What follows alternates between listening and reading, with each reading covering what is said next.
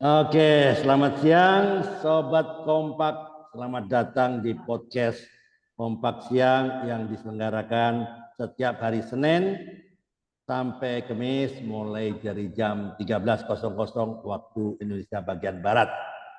Ya, sebelum kita masuk ke dalam perbincangan hari ini, mari kita mengenal lebih dalam ya tentang apa itu kompak. Ya, kompak adalah singkatan dari komunitas sepakat. Ya, sepakat terhadap apa? Terhadap firman Tuhan seperti yang tertulis ya di Yohanes 1 ayat 1. Pada mulanya adalah firman, firman itu bersama-sama dengan Allah dan firman itu adalah Allah. Artinya apa? Bahwa Alkitab adalah the highest authority ya, otoritas tertinggi. Jadi dalam kehidupan orang percaya, otoritas tertinggi bukan gereja, bukan pendeta, bukan pastor, dan bukan yang lain ya. Otoritas tertinggi adalah firman Tuhan. Maka siapapun dia, baik gereja, pendeta maupun kita semua harus tunduk kepada firman Tuhan. Ya.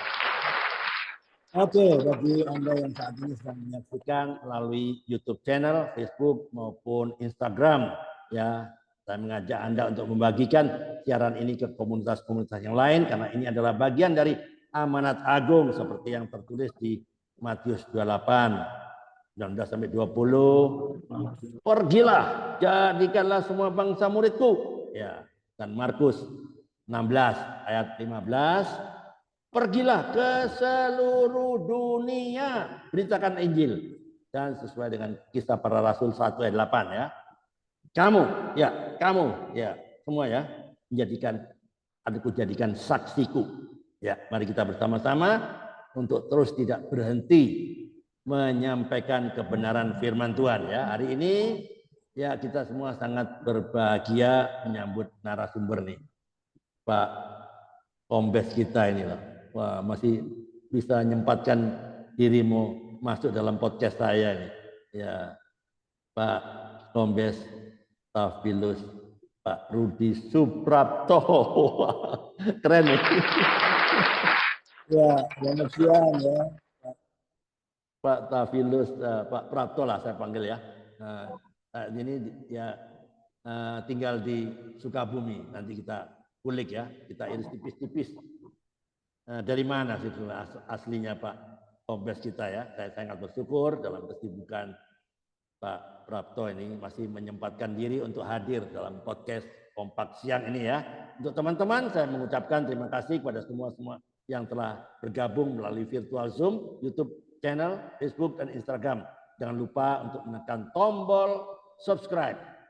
Berikan komentar, like and share ya, serta bunyikan lonceng notifikasinya agar Anda selalu mendapatkan update terbaru dari konten-konten kami.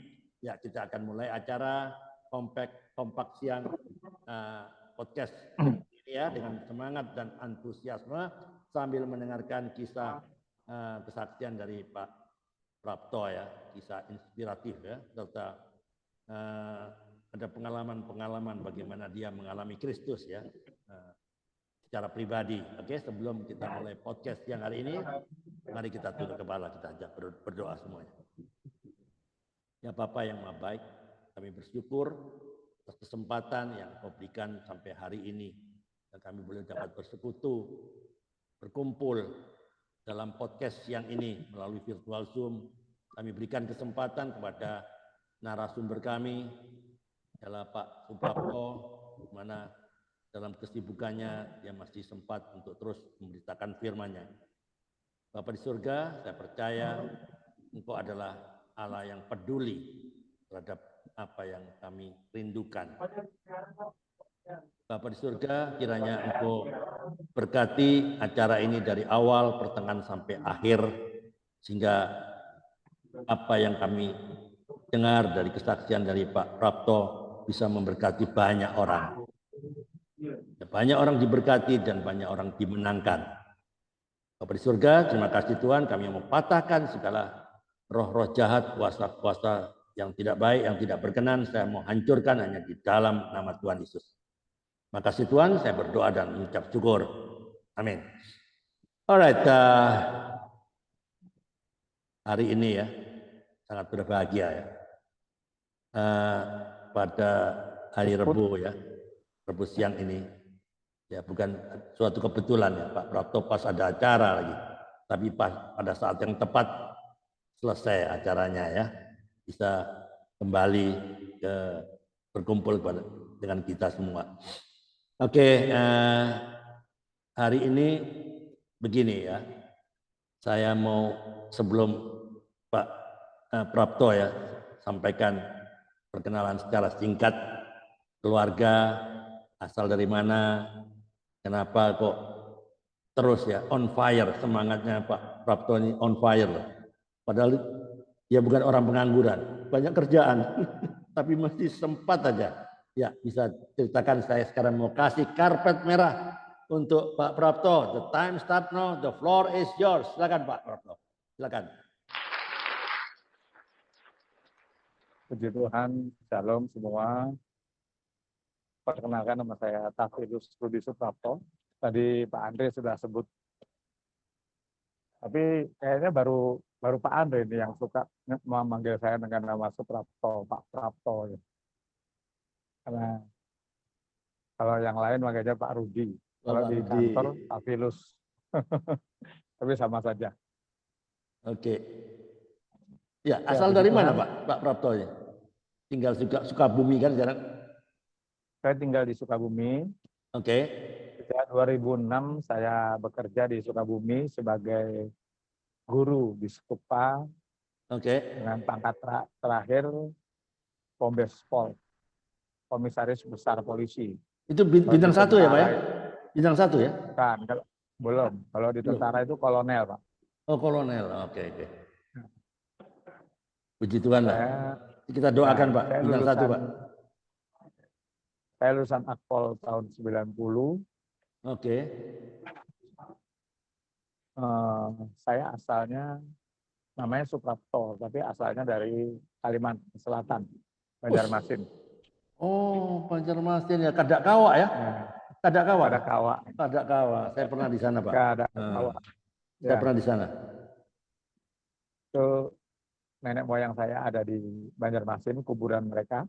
Oke. Sehingga saya berani ngaku orang Banjar gitu. Kalau orang tua saya, bapak itu dari Boyolali. Oke. Ibu dari Magelang. Oh, Tapi Magelang. sejak berbuyut sudah ada di Kalimantan. Oke. Pak Prapto keluarga orang percaya atau bagaimana? Ya dulunya bukan. Bukan ya? Oke, menarik ini. Ya, tapi ada proses kehidupan yang orang tua saya jalani, itu luar biasa rancangan Tuhan itu. Ya. Bagaimana Tuhan menggiring kami bisa mengenal Tuhan. Ya. Awalnya bapak saya itu, ya. Waktu mengenal Tuhan di mana? Di Banjarmasin sana atau sudah di Jawa? Di Banjarmasin. Oh di Banjarmasin. Oke. Bapak saya dulu di Banjarmasin itu kan sering terjadi hal aneh gitu. Bapak saya nama aslinya Muhammad Jamin. Bukan main. Ya. Itu dulu ibu saya sering kesurupan gitu kan. Oh. Karena bapak saya itu istilahnya tuh apa, orang Jawa bilang babat talas. Nah. Dan kemudian bermukim di sana. Mungkin penghuni hutan itu saya yang sering kesurupan. Bapak saya sering cari orang pintar untuk mengobati ibu saya. Tapi lama kelamaan bapak saya bosan, terus orang pintar itu juga bosan. Akhirnya bapak saya bilang, Pak, ajarin saya supaya saya nggak perlu jauh-jauh cari bapak, saya obatin sendiri gitu. Ternyata orang pintar itu mantranya dari Injil, dari kitab suci, dari Alkitab. Dari perjanjian lama itu kalimat-kalimat tertentu yang diambil jadi mantra. Sehingga bapak saya kemana-mana bawanya Alkitab. Ya, jadi sampai lingkungannya mengenal dia dia sudah bukan agamanya yang lama gitu ya. Sehingga dia kalau mau ke tempat ibadahnya dilarang gitu. Kamu ke sana aja karena kamu sudah bawa-bawa kitab itu gitu kan. Ya.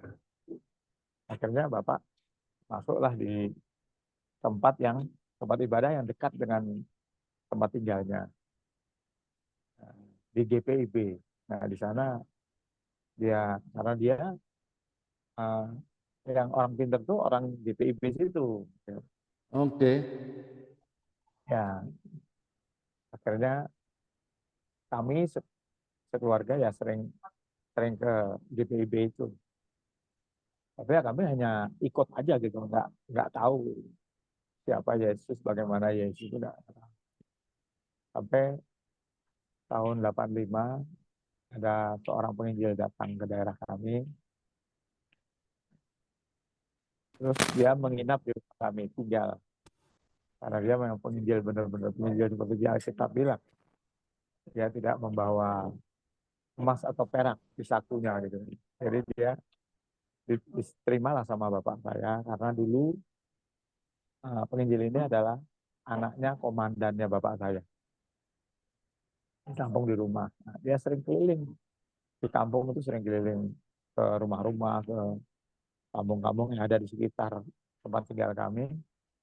Dan saya diajak kalau ketemu orang sakit dia datangin, dia doakan. Saya diajak, Tok, bantu doa. Saya dipanggil Tok karena Suprapto. Tok, bantu dong. Bantu apa Pak? Aku nggak ngerti bang. Ya udah kamu bilang aja dalam nama Yesus, dalam nama Yesus. Saya ikut. Sejak itu saya melihat, ternyata mengucapkan dalam nama Yesus itu orang sakit yang bisa dikatakan mustahil sembuh itu sembuh gitu kan. Kita ketemu orang yang jatuh dari pohon kelapa, patah tulang pinggangnya, tulang belakangnya, itu ternyata sudah sekian minggu dia tergeletak, didoakan sembuh. Sejak Oh, itu saya sering diajak ke persekutuan doa, karena saya dari SMA itu ikut sampai saya kuliah. Ya, ketika kelas SMA saya tahu selesai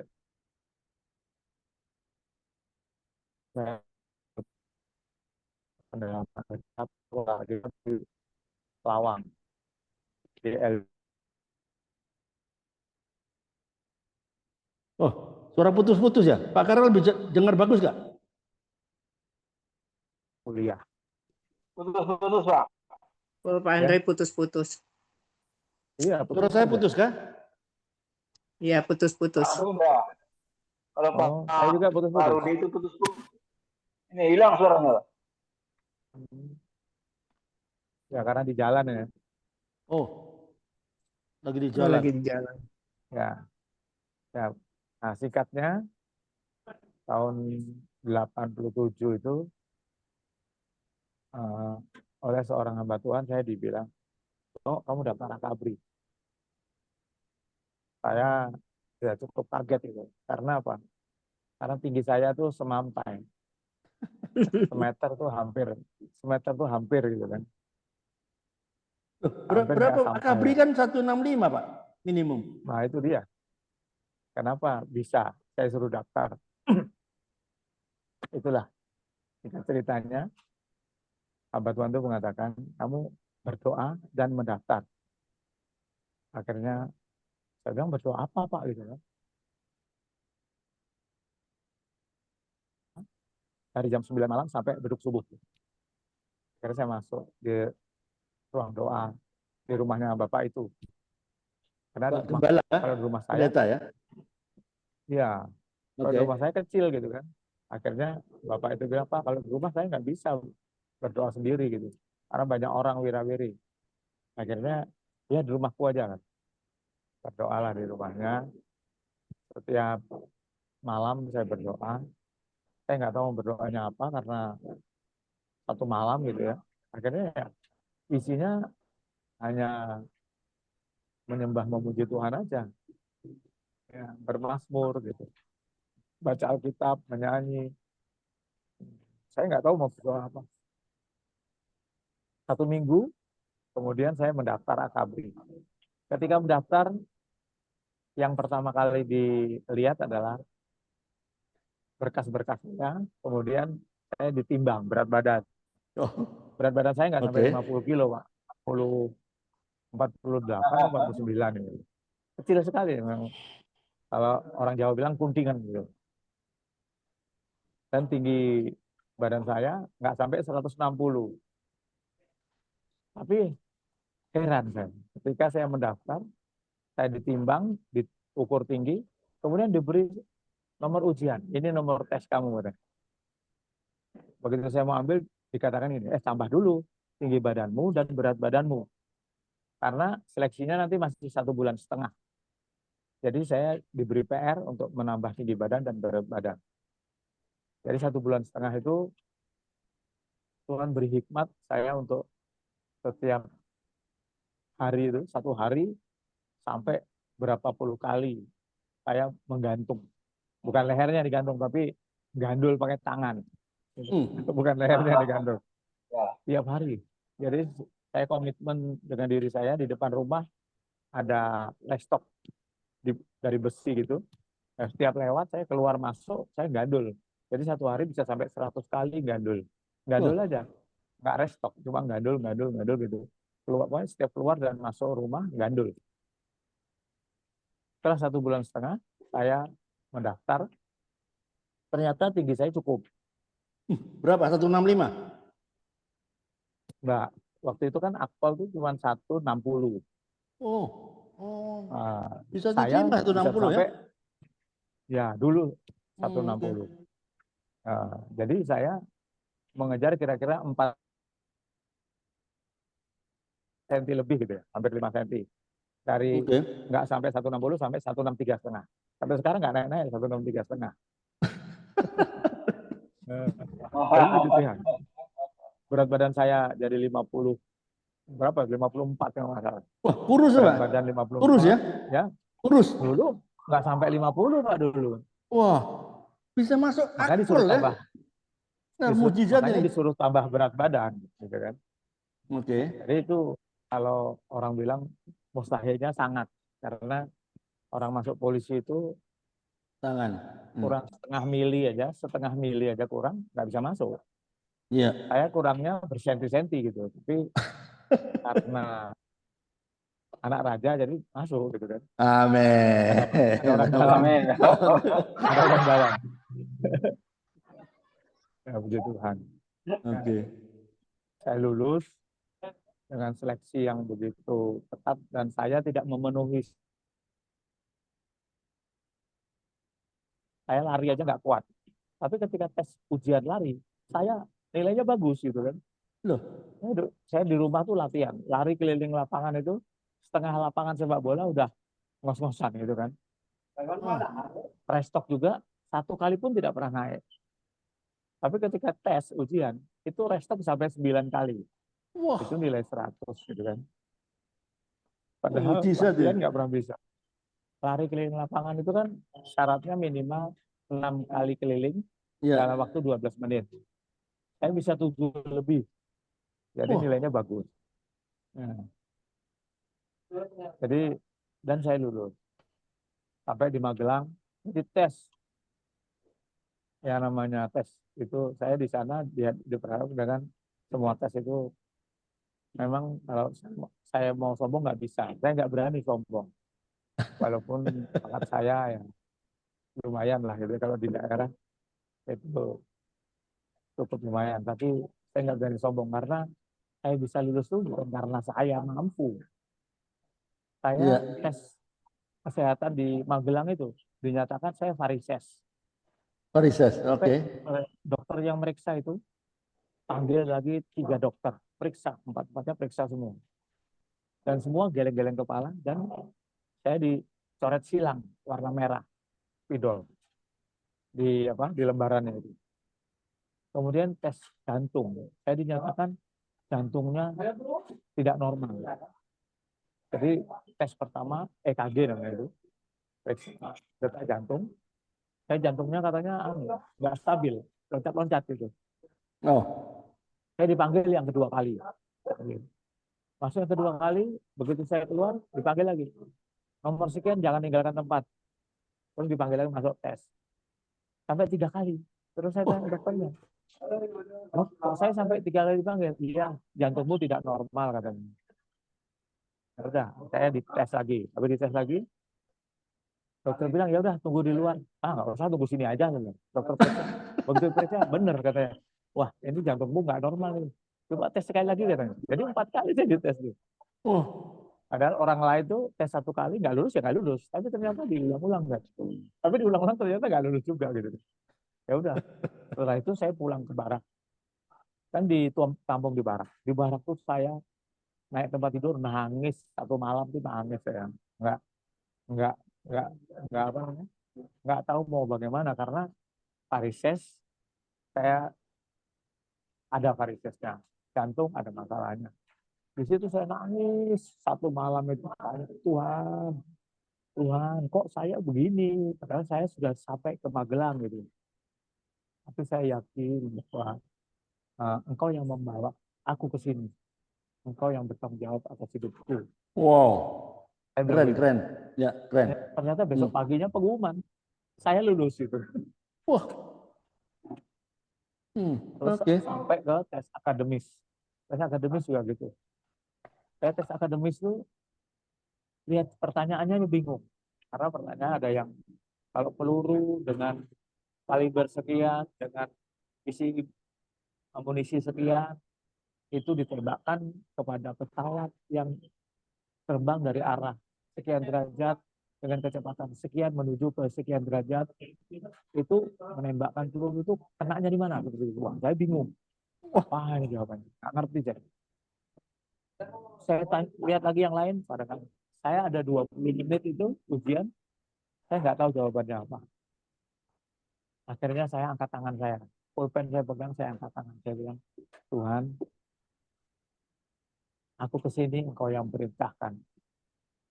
Gantikan tanganku dengan tanganmu yang penuh hikmat dan kepandaian. Setelah itu sampai panitia datang. Ada apa? Oh enggak, saya bilang gitu. Karena saya angkat tangan. Terus saya langsung ngerjakan. Padahal sudah 20 menit lebih itu saya belum satu pun saya isi. Pokoknya saya isi, saya tulis aja. Saya enggak baca lagi soalnya. Pokoknya semua lembaran jawaban saya isi. Saya nggak tahu isinya apa.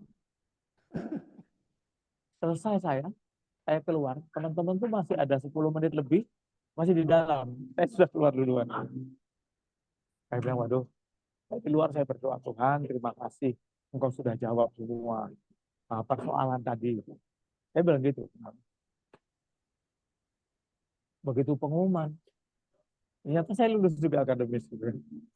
Bahkan saya lulusnya 2. Akademi Kepolisian dan Akademi Militer. Angkatan Darat dan Polisi. Saya dipanggil. Kamu pilih mana? Nilaimu sama katanya. Angkatan Darat sama Polisi. Angkatan Laut sama Angkatan Udara, nilainya jeblok. Nggak tahu kenapa. Tapi Angkatan Darat dan Polisi saya lulus bareng-bareng. Terus saya bilang, saya pilih polisi. Kenapa pilih polisi? Supaya saya bisa dekat masyarakat. Tentara juga dekat masyarakat. Gitu. Ya, saya pilih polisi. Dan saya masuk polisi. Tuhan dahsyat. Ketika tes jasmani pun demikian. Begitu sudah pendidikan, itu selama pendidikan saya jasmaninya lari itu saya keteteran. Paling belakang terus. Ada namanya pelajaran halang rintang lari. Saya tidak pernah bisa melewati halang rintang itu tanpa dibantu teman. Wah, ketika ujiannya itu dari start sampai finish, saya itu kayak enteng banget lari itu. Naik dinding tegak, loncat kayak Tarsan itu, naik ke kandang gajah, itu nggak ada kesulitan. Sampai di finish, saya pikir, wah jangan-jangan ada yang sabotase ransel saya. Saya buka ransel saya, kan kita dikasih beban 45 kilo, digendong. Nah, begitu saya buka, loh masih lengkap. Kok tadi ringan sekali gitu kan. Saya nggak ngerti. Setiap latihan saya ketika ujian, saya nilainya bagus terus gitu. Padahal kalau latihan saya keteteran terus. Setelah selesai pelantikan basis itu, saya menulis surat.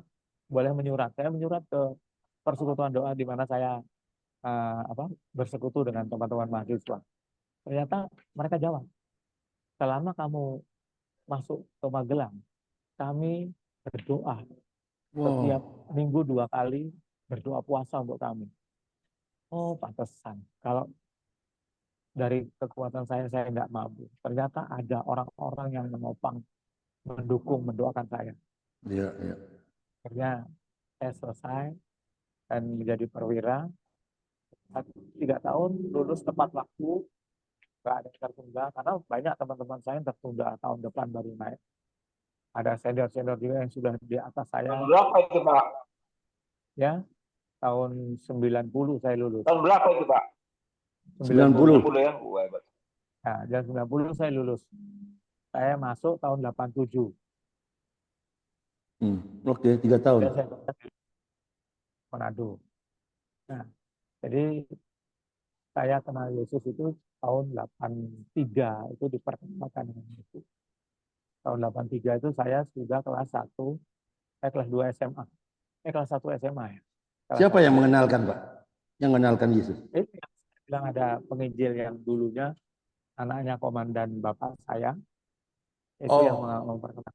Dia ngajak saya penginjilan keliling-keliling ke kampung-kampung, keluar masuk kampung gitu.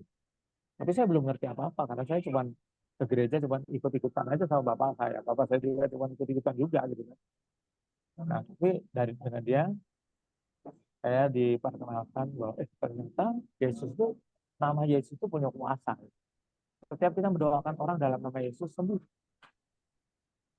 Nah, sampai akhirnya tahun 85 saya minta dibaptis. Saya dibaptis 85, terus saya ikut sekolah Alkitab. Nah, itu tahun 85. Jadi dari tahun 83 saya mengenal Yesus secara pribadi.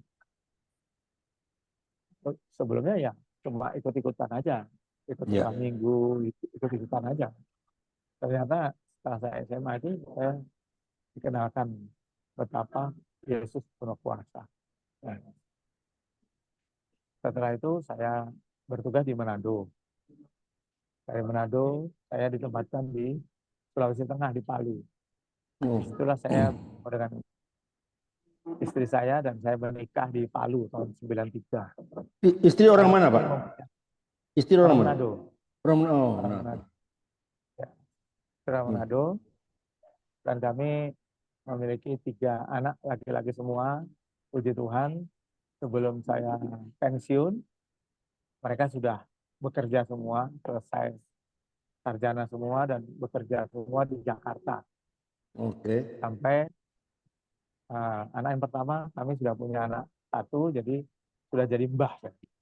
Oke. Cocok dipanggil Mbah Prapto. Setelah pensiun, saya pensiun tahun 2024.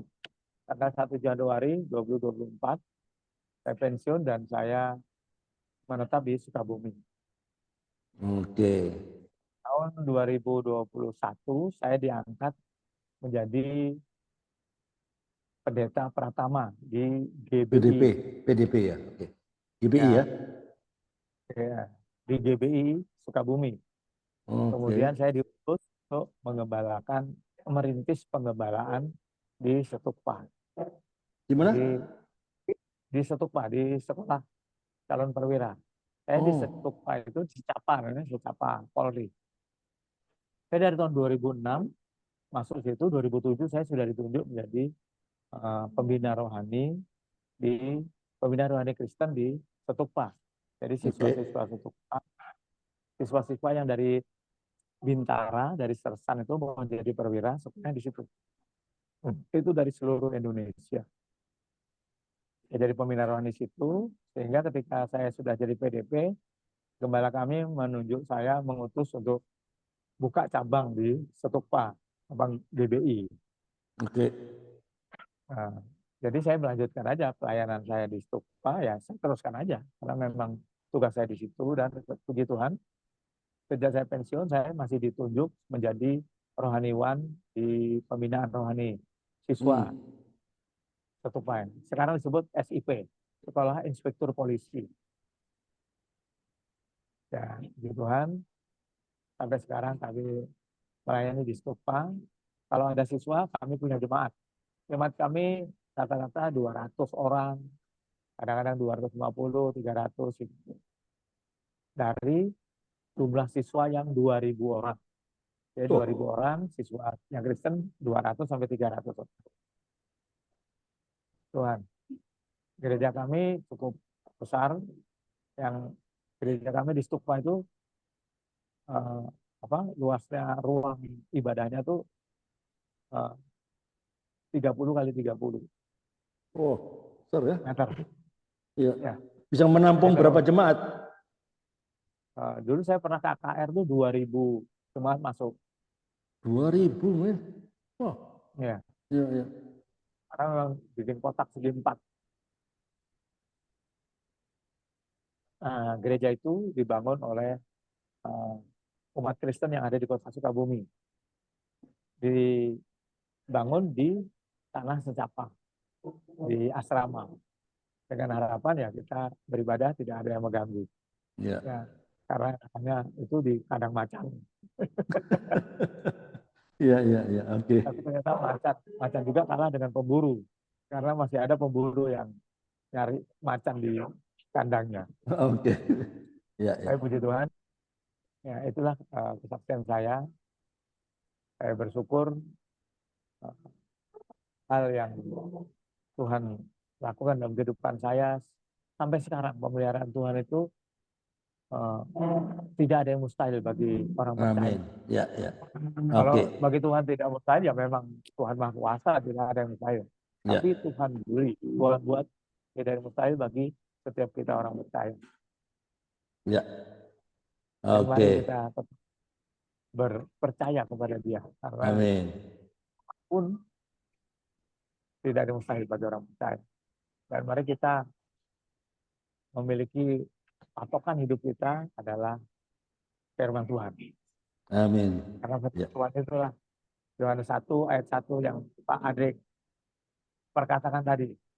Pada mulai firman itu bersama-sama dengan Allah, dan firman itu adalah Allah. Amin. Memang seringkali dalam kehidupan kita banyak badai topan, batu karang yang seringkali kita lewati, melukai hati kita, melukai pikiran kita, tetapi ingat ya, bahwa kita tetap bertindak hati-hati sesuai dengan firman Tuhan. Jadi kalau ada yang orang menyakiti kita, jangan sampai kita maki-maki dia, tapi kita berkati dia. Gitu kan? Amin. Ya, ya.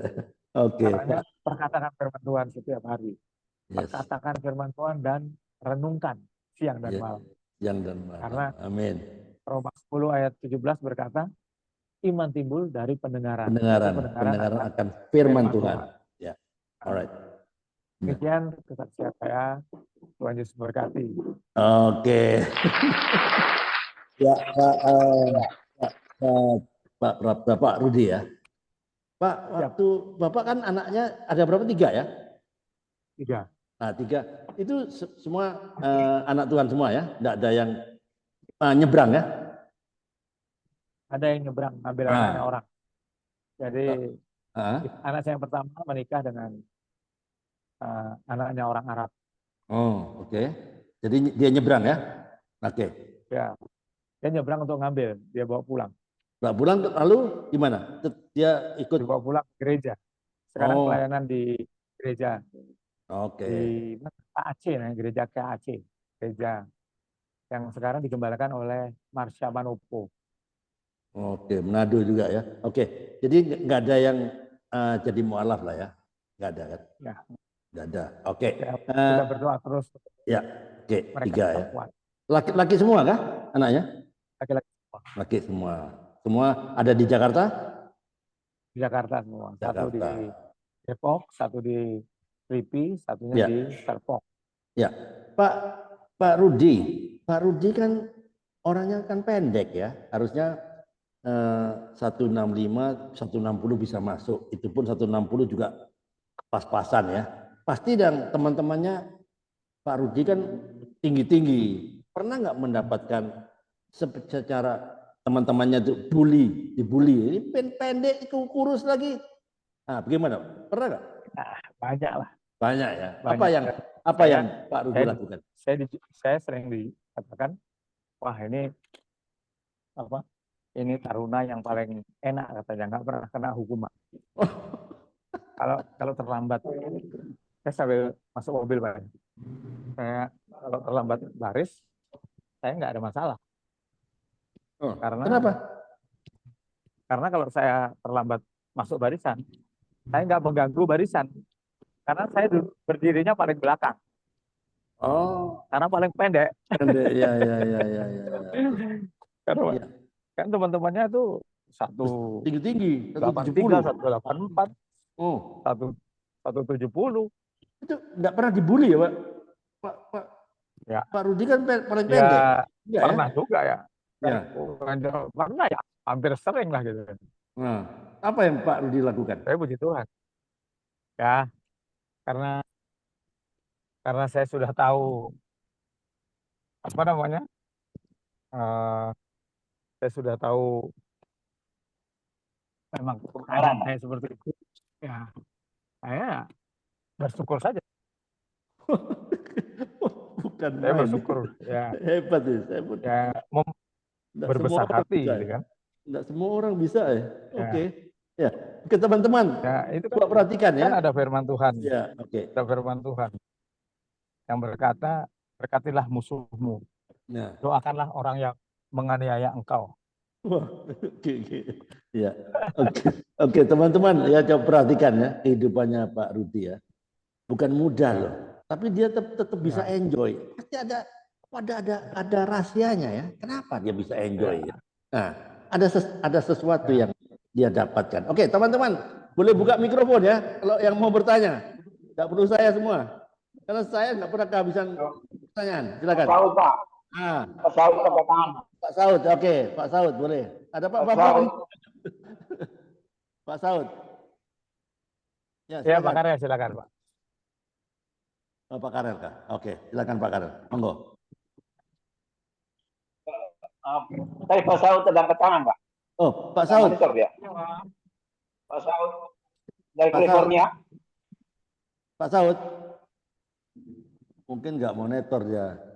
Dia monitor, Pak. Ya. Saya lanjut, Pak. Terima kasih Pak Rudi ya. Kita panggil Pak Rudi aja lah. Pak Rudi lah, ya. Ya. Ya.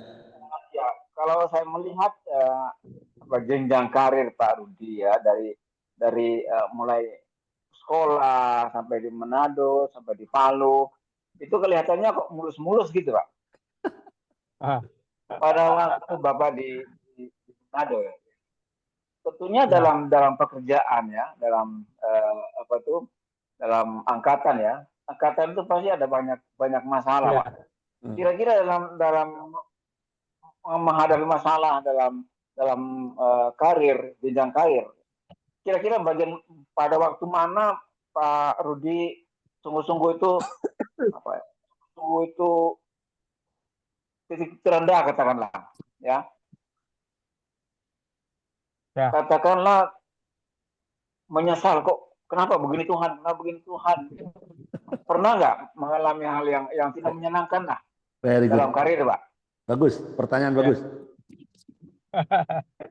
Ya, kalau di dalam firman Tuhan kan sudah dikatakan bahwa kalau engkau barang siapa mau beribadah kepadaku, dia harus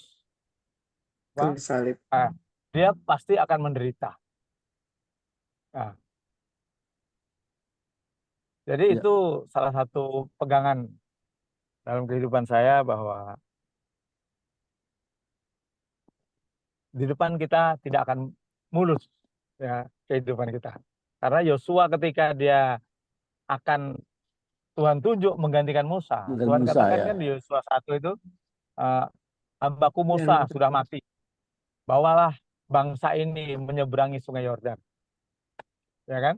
Ya. Tidak ada satu bangsa pun yang akan tahan melawan engkau. Tapi ayat berikutnya, ayat berapa? 4 atau 5 itu dikatakan hanya kuatkan dan teguhkanlah hatimu. Janganlah menyimpang ke kiri dan ke kanan. Kenapa Tuhan kok memberi peringatan hanya kuatkan dan teguhkan hatimu? Karena Tuhan tahu bahwa di depan kita itu ada masalah yang besar dan mungkin masalah itu bisa membuat kita putus asa. putus harapan. Tetapi dikatakan di dalam ayat 8-nya itu dikatakan, Yosua 1 ayat 8, janganlah engkau lupa memperkatakan kitab Taurat ini dan merenungkannya siang dan malam. Supaya apa? Engkau bertindak hati-hati sesuai dengan apa yang tertulis di dalamnya. Artinya ketika kita sering memperkatakan firman Tuhan, maka firman itu akan menjadi rema dalam diri kita. Amin. Tadi saya baru perjalanan ada khotbah itu yang mengatakan, hafalkan firman Tuhan supaya ketika kita menghadapi masalah, dia akan muncul. Bagaimana cara menghafal? Kalau kita apalagi sudah umur 50-an kan, apa bisa menghafal gitu ya. Tapi dikatakan dalam Yosua 1 ayat 8 itu, perkatakan firman Tuhan dan renungkan siang dan malam. Nah, berarti kita tiap hari membaca dan merenungkan, seperti seperti binatang memamah biak. Ya, contohnya sapi lah gitu ya. Sapi itu kalau makan rumput kan makan aja, krauk makan sampai kenyang dia. Begitu kenyang dia pulang di kandang, duduk. Kalau kita perhatikan di kandang, dia mengunyah terus. Ngapain tuh? Dia keluarkanlah yang sudah dia makan tadi dan dia kunyah sampai dia dapatkan intisari dari setiap makanan yang dia makan. Nah, itulah yang Yosua 1 ayat 8 Tuhan berkata kepada renungkan siang dan malam itu memamah biak apa yang kita makan. Setiap hari kita jangan lupa memperkatakan, mengucapkan firman Tuhan. Bagaimana kita bisa mengucapkan firman Tuhan? Ya kita baca. Kita baca tapi kita perkatakan. Supaya apa? Supaya Roma 10 ayat 17 itu terjadi. Iman timbul dari pendengaran akan firman Tuhan. Sehingga kita berhadapan dengan permasalahan dalam kehidupan kita. Itu otomatis firman itu nongol sendiri di hati kita, di pikiran kita. Sehingga ketika kita sudah mulai putus asa, kalau firman Tuhan katakan, ketika engkau mengangkat tangan, Tuhan akan turun tangan. Kalau permasalahan di karir saya, kalau saya mau cerita, teman-teman saya sekarang rata-rata pangkatnya bintang 3. Oh. Tadi Pak Ari bilang, ya nanti naik bintang 1 lagi. Saya nggak bisa naik lagi, sudah pensiun, Mbak. Tapi rata-rata teman saya kumpul itu ya yang seabrek-abrek gitu ya.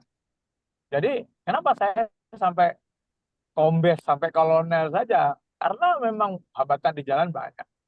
Saya dulu sempat tahun 9 berapa itu? 97, 98 itu saya sudah bersulut-sulut. Karena apa? Saya mau sekolah itu nggak pernah lulus, gitu kan? Sekolah tuh tes nggak pernah lulus. Padahal setiap tes ujian rankingnya tuh ranking 2, ranking 3, nggak ranking 1 sih ya. Tapi dari animo yang sekian puluh orang itu saya ranking 2, ranking 3, ranking 5 paling ujung gitu. Hebat deh. Ketika mau diberangkatkan sekolah, nama saya ganti orang yang ranking 29, ranking 28, ranking 20, itu yang naik berangkat gitu. Saya cari tahu kenapa gitu. Sampai saya selidiki ke Mabes Polri. Saya cari di Itwasum, di bagian-bagian yang kalau detail personil lah gitu ya, saya cari. Semua clear saya. Di Mabes Polri itu saya semua clear. Clear semua. Clear. Sampai di bagian Pamina istilahnya. Kalau sekarang Pamina, kalau dulu namanya Pamsan. Ya, pengamanan personil tadi. Ya. Itu di situ clear, kamu nggak ada catatan, nggak ada masalah kan gitu kan. Udah. Terus saya minta tolong sama kakak saya, kebetulan ada di Polda Metro, saya bilang, Kak, tolong cari tahu saya kenapa ya naik pangkat. Pengajuan usulan kenaikan pangkat saya selalu di drop. Ujian sekolah saya selalu nggak lulus. Gitu. Ternyata kakak saya cek cari temannya. Ada temannya di Mabes Polri. Dia yang sering ikut Wanjak namanya, Dewan Kebijaksanaan. Jadi ketika sampai masuk di sidang itu, ada salah satu pejabat yang bertanya, siapa yang pegang data Sulawesi Tengah? Kan saya dari Sulawesi Tengah. Oh, saya iya. kan. ada nggak nama ini? Ada. Nah, itu nggak usah dibahas. Jadi di depan Kapolri, ketika Kapolri belum datang, sudah dicari. Nama itu nggak usah dibahas. Jadi ketika dibahas di Dewan Kebijaksanaan, itu nama saya nggak disebut. Walaupun rankingnya di atas terus gitu kan. Kenaikan pangkat kah, wajak kenaikan pangkat, wajak sekolah, itu nggak pernah disebut. Jadi kakak itu dapat saran dari temannya, kalau adikmu mau lancar, pindah dari Sulawesi Tengah. Oh. Tapi saya kan berpikir, saya kalau pindah minta itu, saya kayaknya kurang apa ya, kurang suka gitu. Kalau memang saya dipindah karena memang saya ditugaskan, diperintahkan atau sekolah ya. pindah itu kan. Oke. Kalau minta-minta, karena kalau minta itu biasanya ada kompensasinya gitu kan. Dan itu saya nggak mau. Nah, suatu hari saya dipanggil oleh Spri Kapolda. Spri Kapolda tuh tiba-tiba dia ngomong ini sama saya, Bang, katanya. Kan dia akrab sama saya, walaupun kita nggak sama-sama. Saya senior jauh. Dia bilang, Bang, wah abang sih, kenapa abang tuh Kristen, kata, kenapa abang tuh Nasrani, ucapnya gitu. Kenapa abang Nasrani, katanya. Waduh, Bang, abang tuh sudah direktur ini minta abang tuh untuk masuk di direktoratnya dia dengan mau memaparkan semua kemampuan abang, katanya. Direktur yang ini juga mengajukan untuk abang masuk ada 3 direktur yang mengajukan ke Dewan Kebijakan di Polda itu untuk saya masuk di kesatuan itu. Tapi tiba-tiba ada satu pejabat yang mengucapkan ini. Kan Kapolda sudah, oh ya udah setuju, nanti kita pertimbangan yang mana dari 3 ini. Tiba-tiba ada salah satu pejabat yang bilang, iya, tapi dia Nasrani gitu. Akhirnya drop. Itu Spri mencatat gitu kan. Spri itu tidak masalah. Padahal Spri itu juga Muslim gitu. Tapi dia mau ngomong sama saya karena kita akrab, kami sering komunikasi gitu. Dari situ saya langsung, wah haleluya, saya bilang, terima kasih informasinya. Saya gembira sekali gitu. Saya gembira kenapa? Bukan gembira karena saya di DEP, bukan. Karena ternyata saya di DEP itu karena saya Kristen gitu loh. Berarti bukan karena saya bodoh, bukan karena saya tidak mampu, tapi karena saya Kristen. Saya ingat firman Tuhan. Ya, barang siapa yang mau beribadah kepadaku, dia harus menderita. Itulah yang saya pegang. Kalau hambatan dalam karir ya itu banyak. Banyak. Tapi saya bersuka cita. Saya tetap semangat gitu ya. Karena memang Tuhan juga mengatakan itu. Jadi kita itu kan Paulus bilang pangkat, karir, jabatan, kekayaan dan sebagainya. Sampah. Itu kan sampah. Sampah. Betul. Dan di Perjanjian Lama dikatakan apapun yang kita miliki itu seperti kain kotor yang kita bisa kerjakan, kita lakukan kebaikan-kebaikan kita. Itu hanya seperti kain kotor. Karena kita ada, kita bisa, kita punya, itu karena kasih karunia Tuhan kan gitu. Amin. Jadi dengan itu yang terus menguatkan saya sampai sekarang. Bukan hanya di karir, di pendidikan, di gereja juga pasti ada yang begitu-begitu kan, yang yang membuat kita nggak nyaman gitu. Tapi kita tetap semangat, kita nggak putus asa. Saya kira itu Pak Karel ya, bahwa persoalan di depan kita ada, tapi ingat Tuhan katakan kuatkan dan teguhkanlah hatimu. Bahkan Yosua 1 ayat 9 dikatakan apa? Bukankah sudah kuperintahkan kepadamu, janganlah kecut dan tawar hati, karena aku akan menyertai kau kemanapun kau pergi. Jadi kita nggak usah takut, kemanapun kita pergi, apapun yang kita hadapi saja. Karena seolah-olah, sepertinya, di dalam firman Tuhan katakan, Tuhan tuh sepertinya lalai gitu. Tuhan tuh sepertinya cuek gitu. Tapi ternyata tidak. Seperti Lazarus yang diberitakan, Lazarus sakit. Tuhan malah sengaja untuk tidak segera datang ke sana. Iya, lewat 4 hari ya. Iya kan? 4 hari. Oh iya. Begitu dia sudah mati, dia tunggu-tunggu lagi, baru dia berangkat ke sana. Betul. Ya kan? Tapi di situ untuk apa? Tuhan menyatakan bahwa apa yang terjadi dalam kehidupan kita, itu Tuhan akan melakukan satu tindakan yang tepat waktu. Ya. Ya. Sekalipun menurut kita terlambat. Lazarus mati sudah 4 hari kan terlambat itu. Tapi tidak terlambat. Karena dengan itu nama Bapa dimuliakan. Ya. Jadi bagaimana? Amin. Amin. Amin. Yohanes 15 itu ayat berapa dikatakan? Dengan demikian Bapakku yang di surga dipermuliakan. Yaitu jika kamu berbuah banyak. Ya. Apa buahnya itu? Ya. Amin. Ketika tadi kita dibully, bisa nggak kita senyum? Kita dibully, bisa nggak kita bersyukur? Iya. Orang Jawa bilang, coba. Coba Andrea. Ya. Tapi ketika kita dalam keadaan tertekan, kita bisa bersyukur. Itu yang harus kita bisa kerjakan. Amin. Saya kira itu Pak Karel. Terima kasih. Ya, terima kasih Pak. Ya. Mantap, mantap. Luar Shalom, biasa. Pak Andre. Ya, siapa nih? Bu Ria ya? Halo. Ya, shalom Pak Ria Andre. dari Ya, silakan.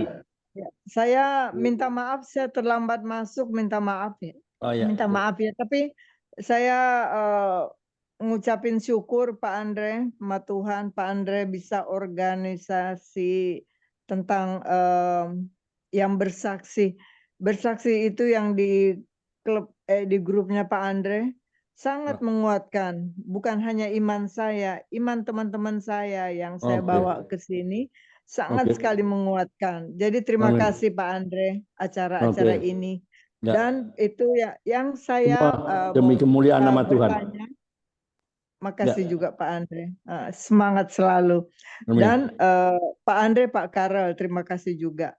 Ya, jadi saya tadi udah ikuti walaupun terakhir hanya ekornya aja, tapi memang betul ya. Memang betul Pak. Siapa namanya Pak Andre yang bersaksi? Pak Rudi. Pak Rudi. Pak Rudi. Memang betul Pak Rudi. Di dunia ini memang kita suka dibully bilangnya ya. Betul, ya. Jadi seperti saya banyak teman-teman yang bekerja di Kota Madya di Jakarta ya, atau juga saya banyak kenalan yang bekerja di ABRI ya. Memang kalau mereka dengar kita Kristiani ya, Nasrani, memang kita suka di blok begitu ya. Tapi ya ini udah bukan rahasia, tapi udah rahasia umum dari sesudah Soekarno meninggal. Nah inilah jadinya begini. Oke, nggak apa-apa. Tapi kita punya tantangan ini akan dibela Tuhan. Karena begini, Tuhan Yesus kan ada kuasa di sorga, ada kuasa di bumi. Pasti Tuhan akan bela kita. Rahasianya hanya satu.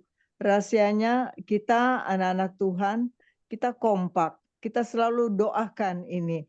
Hambatan kita yang ada di Indonesia, kita doakan. Right. Doakan pasti buat Tuhan tidak ada yang mustahil. Pasti Tuhan jawab. Ini hambatan-hambatan seperti ini. Dan rahasianya ada lagi. Kita mencintai mereka. Amin. Kita mengasihi mereka, mencintai. Nanti pasti Tuhan bekerja soal apa yang mau ditanyakan, Surya? Yang saya mau tanyakan ini, maaf Pak Andre, yang saya mau tanyakan maaf kalau terlambat masuk ya. Sekarang Pak Rudi pelayanannya apa gitu? Pelayanannya apa? Itu yang saya mau tanyakan. Apa saya ketinggalan ya? Saya tadi udah dijelaskan tadi. Ketinggalan jauh. Ya. Silakan. Ketinggalan jauh, Bu. Tadi udah jelaskan. Gitu. Silakan Pak Rudi dijawab. 1 detik aja. Ya, puji Tuhan. Terima kasih Bu. Ya, terima kasih. Pelayanan saya yang tetap itu di Setupa, Bu. Melayani sebagai rohaniwan bagi siswa-siswa secapa Polri. Yang sekarang Setupa, Sekolah Pembentukan Perwira. Jadi bintara-bintara yang di Perwira, sekolahnya di Sukabumi, dan saya sebagai rohaniwan di situ, sebagai pembina rohani Kristen Oke, mengerti Pak. Tapi oke, mengerti. Selain melayani rohani, tapi juga punya pelayanan pemasukan uang atau apa, punya bisnis juga gitu. Nggak usah dibilang bisnis apa, nggak usah dibilang. Saya cuma mau tanya, ya apa punya juga ya? Punya. Saya kalau bisnis belum ada, dan saya lagi ini Bu, merintis membentuk sekolah satpam yang bekerja sama dengan teman-teman di Jakarta. Ya. Wow, hebat, Jadi, hebat. Oke. Saya setelah pensiun ini justru saya banyak job pekerjaan mengajar. Sebelum sekolah yang kami bentuk ini jalan, saya sudah mengajar di beberapa perusahaan jasa pengamanan, Bu. Di BUJP, Badan Usaha Jasa Pengamanan. Di sana saya mengajar untuk para manajer dalam hal pengamanan, teknik-teknik pengamanan manajerialnya. Di Jakarta, Bandung, beberapa perusahaan yang memanggil saya untuk mengajar. Dan sekarang saya lagi membangun sekolah untuk juga membuat satu usaha sekolah satpam itu. Oke, terima kasih Pak. Di sini juga ada Sister Rita yang bagian suka mengajar. Barangkali Sister Rita mau bertanya. Terima kasih ya Pak ya, Tuhan berkati. Terima kasih Bu Ria, Ibu Ria orang dari Itali. Oke, sini ada Ibu Pendeta Foni Wayong dari Cilacap. Apa kabar Bu Foni? Salam.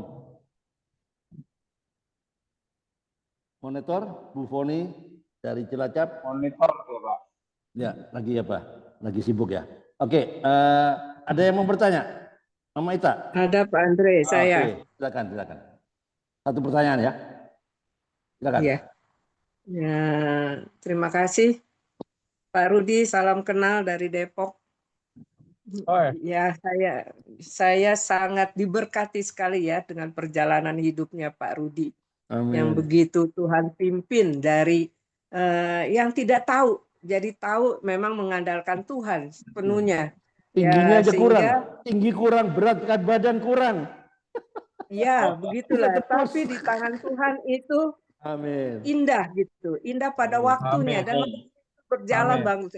Ya, sehingga saya sangat diberkati sekali. Ini jadi pengalaman saya buat minimal Yerusalem saya, cucu-cucu saya yang lagi menghadapi tamat SMA. Udah ada 2 orang nih tamat SMA. Memang benar Pak Rudi. Saya merasakan saya di PNS, saya Kristen, dan itu penghambat untuk majunya karir kita di ya jenjang demi jenjang itu memang banyak hambatannya, banyak sekali. Tapi kita nggak putus asa, kita nggak kecil hati, tapi Tuhan berikan kita job-job yang lain dan membawa nama Tuhan. Iya, membawa nama Tuhan itu ditinggikan ya. Apa saya ingat banget, saya sebagai guru, saya 27 tahun jadi pembina gudep di SMP. Itu sampai tingkat nasional. Puji Tuhan lah. Terus saya apa aja yang saya pegang, ya lomba-lomba yang membawa anak didik itu ya berhasil. Minimal ya dapat piala yang harapan 1, harapan 2. Tapi itu yang membuat kita tuh sukacita bahwa di dalam Tuhan itu Tuhan ya memang tahu, udahlah nggak usah macem-macem, aku menyertaimu kok. Amin. Aku menuntunmu, membimbingmu, sehingga sampai saya pensiun saya tidak ada masalah. Bahkan enak. Banyak teman-teman saya nggak sampai pensiun, banyak dimutasi karena masalah, banyak yang ya banyaklah persaingan yang tidak sehat. Persaingan yang tidak sehat itu membuat kita mawas diri. Oh, inilah kita, bahwa mereka itu seperti itu. tapi kita cuekan aja. Buat kita kan ya itu yang tadi dibilangnya jabatan, tahta, dan kita anggap sampah. Tapi kita bisa kan sampai tuntas, itu anugerah. Amin. Itu kasih karunia. Itu yang membuat kita sampai detik ini saya pensiun enjoy, enak. Dan Amin. kita menjadi apa di lingkungan kita. Bayangkan aja di usia saya yang mau 70 ini masih dipercaya jadi urus RT di tengah-tengah pensiunan loh. Saya sampai heran-heran kok saya Kristen lagi satu-satunya. Saya di situ minta sama Tuhan, saya berdoa minta sama Tuhan, bawa ilahi ada pada saya supaya lingkungan ini lihat terangnya Tuhan melalui kehidupan saya, melalui kehidupan sepak terjang saya, menjadi berkat, menjadi terang. Itu aja saya udah bersyukur. Ya, ada yang mau ditanyakan, Bu? Ada yang mau ditanyakan? Saya hanya memberikan apresiasi kepada Pak Rudi, sangat-sangat ya. Tuhan memberkati kemanapun Pak Rudi menjadi berkat, menjadi terang untuk usaha asamnya, untuk usaha-usaha yang menjadi guru di pendidikan di kepolisiannya untuk anak didiknya. Amin. Itu saya mengucap syukur, berdoa Pak Rudi tetap dipakai Tuhan. Itu aja Pak Andre. Oke, terima kasih Mama Ita. Amin. Luar biasa. Oke, ini ada Pak Saud dari California. Ada yang mau ditanyakan, Pak? Salam. Pak Andre, ini PNS yang 2, 1 dari sipil, 1 dari kepolisian, ya kan? Iya.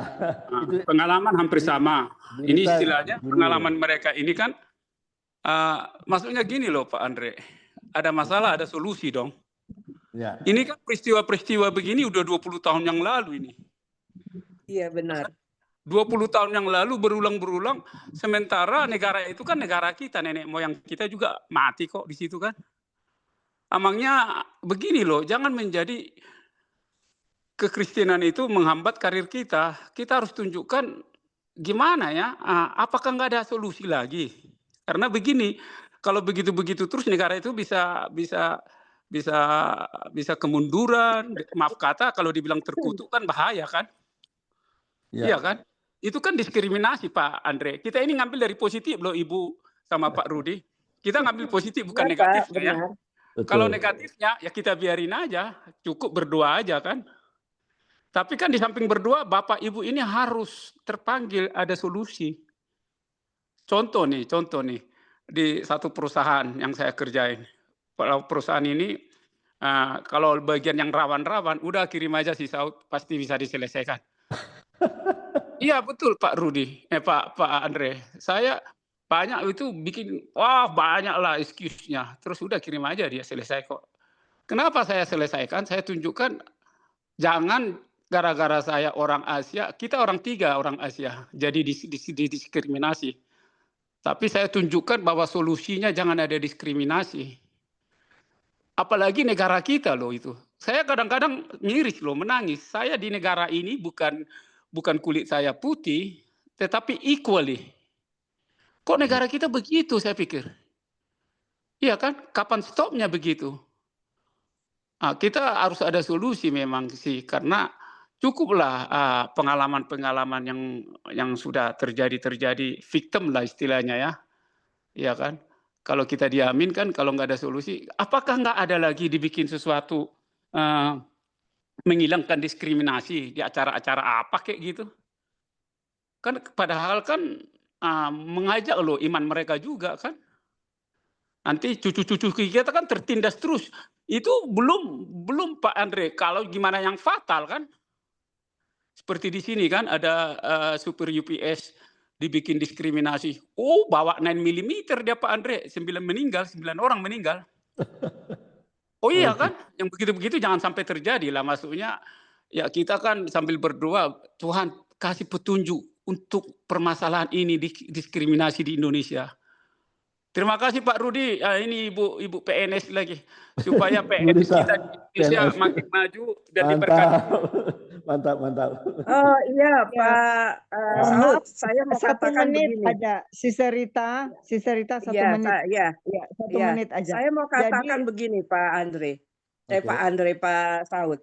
Saya dikasih pilihan mau mutasi atau tetap di sini. Saya mutasi, aduh, saya bilang ya dari awal lagi, jaraknya makin jauh dari rumah. Saya cuma wanita yang masih ya saya mikirnya udahlah, apalagi tinggal 4-5 tahun lagi saya pensiun. Ya itu. Jadi bukannya saya nggak mau ini. Itu pun akhirnya apa?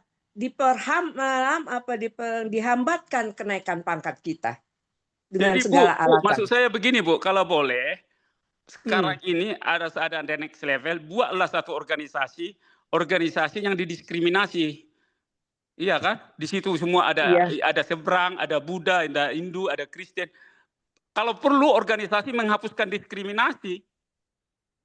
Iya Nah, kan? ini Pak. Jadi kalau saya belum adanya movement, itu yang saya maksud. itu membuat Iya. kita terjawab Setuju. doanya. Ada dua. Iya. Kalau masalah-masalah begitu Bu, berulang-berulang Setuju. kali, 20 tahun yang lalu, nanti ke depan lagi 40 tahun lagi, kapan kita merdeka? Padahal Indonesia tahun 1945 udah merdeka. Saya belum dapat komunitas yang ini. Kalau Pak Saud ada, tolong Pak di-share di tempat ini, di Kompak ini gitu loh. Bu, Ya. kalau boleh kita aja mulai dari Bu, orang-orang yang mempunyai hikmat dari Tuhan, kita minta hikmat dari Tuhan.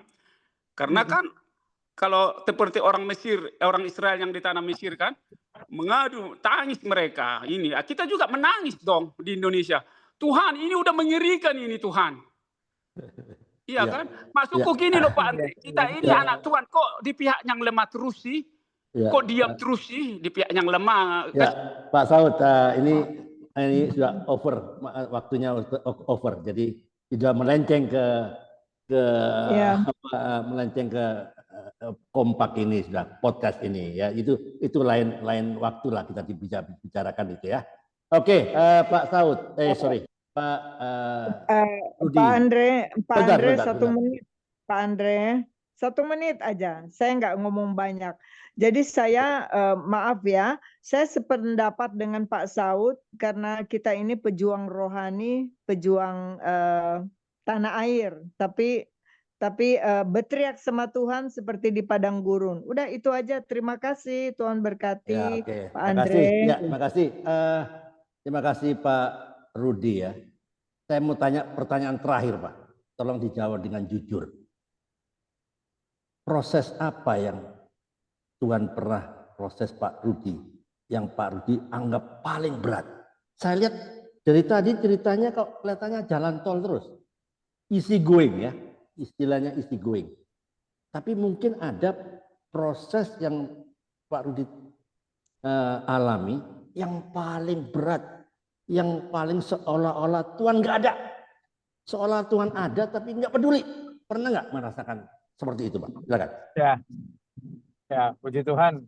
Ya, seperti yang Pak Saud tadi katakan ya, itu sudah kita kerjakan. Jadi selama saya berdinas, saya selalu dipercaya untuk mengerjakan pekerjaan yang orang lain banyak gagal dan saya selesai. Tapi ya selesai saja gitu ya. Itu dan selalu saya yang dipilih. Bahkan ada yang pernah saya dipilih memimpin, melider, yang saya leader tuh pangkatnya di atas saya semua gitu. Tapi karena pimpinan mempercayakan kepada saya, mereka ngikut saja gitu ya. Tapi itulah yang bisa kita kerjakan. Kalau istilah di Alkitab bilang, kalau diminta melakukan berjalan 1 mil, kita kerjakan 2 mil, gitu kan? Kalau orang minta baju kita, kasih dengan jubah kita sekalian gitu. Jadi kita totalitas. Nah, kalau bahasa istri saya itu full heart mengerjakannya. Ya.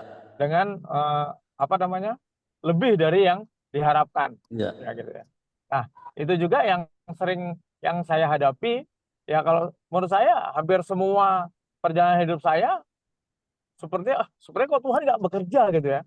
Kok saya berdoa suami istri berdoa pegangan tangan, sekolah nggak pernah lulus, kenapa gitu kan? Tapi Tuhan ternyata membawa saya ke satu jalan yang seperti Ibu seperti tadi katakan, bahwa Bu Rita katakan, saya pensiun, gitu kan? Tapi justru ketika saya pensiun, Pak, ya selama saya berdinas, itu saya nggak bisa bangun rumah gitu, Pak. Nggak tahu kenapa gitu ya. Ya. Tapi ketika saya pensiun, justru Tuhan itu membawa saya kepada itu tadi. Banyak proyek yang saya dapat kerjaan, sehingga saya bisa punya uang yang bisa untuk membangun rumah. Ya. Padahal kalau kalau selama dinas kan duitnya lebih banyak daripada pensiun gitu. Tetapi ternyata duitnya nggak bisa untuk membangun rumah, karena memang pada saat dinas itu saya full untuk anak kuliah gitu ya. Ibu Rita PNS mungkin bisa hitung. Kalau untuk menyekolahkan anak dan untuk kehidupan sehari-hari, gaji PNS tuh pasti nggak bisa lencang kanan gitu ya, nggak bisa lencang kanan, setengah lengan aja kali ya gitu ya. Tapi itu, tapi nah, karena sehingga nggak bisa bangun rumah. Tapi setelah pensiun justru saya dapat pekerjaan yang bisa dikatakan saya lebih sibuk ketika pensiun daripada ketika berdinas. Karena saya dapat tugas mengajar tuh Jakarta, Bandung, bolak-balik. Kadang-kadang pagi Jakarta, sore dapat jadwal di Bandung, berangkat ke Bandung sampai malam jam 10 baru selesai. Pulang ke Sukabumi, sampai Sukabumi dapat kiriman jadwal lagi. Besok pagi mengisi materi di sini gitu. Berangkat lagi saya ke Jakarta. Pagi-pagi subuh sudah keluar berangkat. Karena jadwalnya jam 8 ngajar di Jakarta. Nah, seperti itu. Tapi dengan begitu saya bisa membangun rumah, dan sekarang saya pensiun sudah di rumah sendiri. Begituan. Artinya kalau ketika saya mau pensiun itu kekhawatiran besar seperti kok saya ini mau pensiun nggak punya rumah, masih di rumah dinas gitu ya. Tapi ternyata begitu menjelang pensiun 2023 itu sudah saya mulai banyak job sampai hari ini banyak pekerjaan yang saya kerjakan yang mendukung saya membangun rumah walaupun pelan-pelan gitu kan. Tapi bisa jadi. Ya. Amin. Saya kira itu. Jadi itu tadi yang tadi saya katakan. Sepertinya Tuhan tuh lalai, gitu ya. Sepertinya Tuhan tuh cuek seperti terhadap Lazarus yang sakit. Tapi ternyata tidak. Ternyata Tuhan tuh bekerja, mengerjakan segala sesuatu. Ya. Seperti berapa? Ya kan? Ya. Roma 8 ayat 28 itu. Ya. Ini bersama Tuhan. Dahsyat. Kan gitu, Pak. Ya. Waktu sudah habis. Habis. Waktunya. Lebih marah. Lebih kelebihan banyak ini. Ya, saya tangkap dari kesaksiannya Pak Rudi. Terima kasih banyak. Ya, saya tangkap ya kalau saya mau peres apa yang Pak Rudi saksikan ya dari pertama tadi. 200 yuk. Pak Rudi itu menikmati proses dari Tuhan. Biasanya kan proses itu nggak enak, ya nggak? Tapi Pak Rudi kelihatannya enjoy aja dia, gitu? Enjoy aja, ya. Jadi yang paling hebat itu dari semua janji-janji Tuhan itu adalah sebenarnya apa? Prosesnya ini. Dan tidak semua orang bisa seperti itu loh Pak Rudi, ya. Apa janji Tuhan? Aku akan menyertai engkau. Walaupun Pak Rudi pendek, beratnya nggak cukup, ya. Pas-pasan semuanya pas-pasan. Dia bilang apa? Aku tidak akan membiarkan engkau. Aku tidak akan meninggalkan engkau. Itu janji Tuhan, ya. Ini kalau dibaca, kita sebagai anaknya kan sepertinya terkesima ya sama janji Tuhan, ya enggak? Jadinya bisa lupa kalau konotasinya yang ada di pikiran kita, apa jawaban doa saya, kan begitu. Ya enggak Pak Rudi? Nunggu jawaban doa. Jadi kita sibuk nunggu, tapi Pak Rudi enggak. Nikmati aja prosesnya. Ya. Tidak komplain. Kalau diproses jangan banyak protes. Supaya ada progres, ya enggak? Supaya ada progres. Nah, disinilah di dalam proses ini Tuhan bilang gini, aku sertai kamu, aku tidak akan meninggalkan kamu, ya. Kalau kita mikirnya jawaban doa, akhirnya apa? Orang banyak yang komplain sama Tuhan, banyak yang kecewa, ya enggak? Wah, Tuhan enggak ada, Tuhan enggak peduli, kan gitu, Pak. Nah, itu yang bisa biasanya dialami. Dengar baik-baik, perhatikan saya. So God inclusion is far more important than everything. Jadi penyertaan Tuhan itu jauh lebih penting dari segalanya. Itu yang saya tangkap dari kesaksian dari Pak Rudi, kalau saya boleh closing statement ya. Oke, terima kasih Pak Rudi. Tiada hari tanpa memberitakan kebenaran, tiada hari tanpa bersaksi, tiada hari tanpa memenangkan jiwa. Kompak siang for Christ, Indonesia for Christ. Tuhan Yesus memberkati. Silakan Pak Karel. Wow, terlalu banyak, terlalu lebih nih kita punya di over. Ya, lebih banyak Pak, nggak apa-apa. Ya, terima kasih Pak Rudi ya untuk sharingnya. Sudah habis waktunya ya. Ya, Ibu Rita, Pak Bambang. Sudah habis waktunya Pak Karel. Ya. Habis.